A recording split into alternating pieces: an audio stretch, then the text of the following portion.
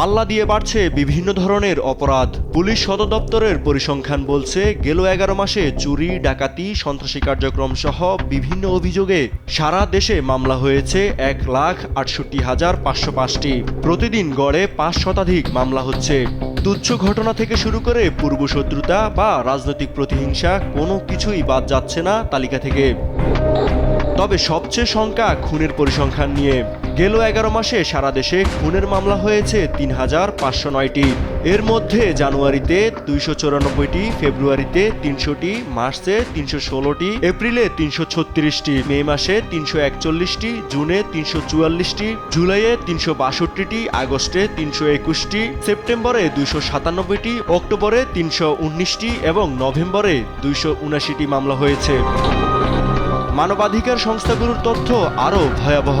তাদের মতে গেল 11 মাসে গুলিবিদ্ধ হয়েছে অন্তত 230 জন।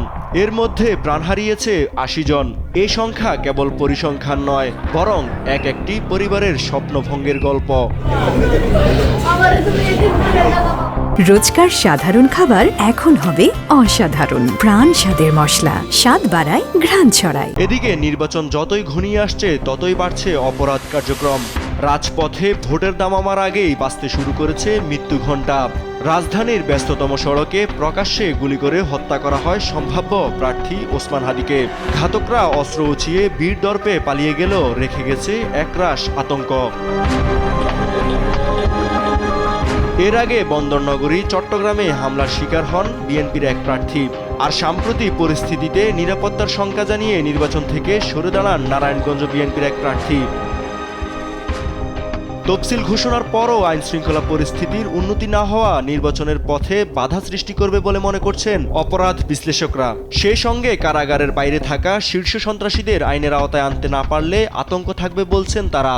আইনশৃঙ্খলা বাহিনীর কাছে সাধারণ মানুষের যে প্রত্যাশা, যে তারা যেভাবে দায়িত্ব পালন করে পরিস্থিতি নিয়ন্ত্রণে রাখবে, স্বাভাবিক রাখবে, স্থিতিশীল রাখবে, সেটি আসলে তারা পরিপূর্ণভাবে পারছে। নির্বাচন উপযোগী আইনশৃঙ্খলা পরিস্থিতি তৈরি করার জন্য যে সিদ্ধান্তগুলো বাস্তবতার নিরীক্ষে, যে সিদ্ধান্তগুলো তাদের নিজেদের নেওয়া প্রয়োজন, যেভাবে নিজেদের মধ্যে সমন্বয় করে দায়িত্ব পালন করা প্রয়োজন, এই জায়গাতে ঘাটতি আছে। নির্বাচনে এই যে নানা পর্যায়ের অপরাধী এবং অবৈধ অস্ত্র, এটি একটি নির্বাচনকে প্রশ্নবিদ্ধ করার জন্য সবচেয়ে কার্যকরী একটা ফ্যাক্টর। যদিও প্রশাসন বলছে নির্বাচনী পরিবেশ নিশ্চিতে প্রস্তুত আইনশৃঙ্খলা বাহিনী। চলছে সন্ত্রাসী কার্যক্রমে সম্পৃক্তদের গ্রেপ্তারের চেষ্টা। নির্বাচনের জন্য যে আইনশৃঙ্খলা পরিস্থিতি সমুন্নত রাখা, সে ব্যাপারে আমাদের যথেষ্ট তৎপরতা রয়েছে এবং কোনোভাবেই যেন কেউ আইনশৃঙ্খলা বিনষ্ট করতে না পারে, সেই জন্য আমরা রাত দিন পরিশ্রম করছি। অবাধ ও সুষ্ঠু নির্বাচনের জন্য কেবল রাজনৈতিক সদিচ্ছা নয়, বরং জানমালের নিরাপত্তা নিশ্চিত করাই এখন বড় চ্যালেঞ্জ বলছেন সংশ্লিষ্টরা। ইউসুফ ভুঁইয়া, দেশ টিভি, ঢাকা।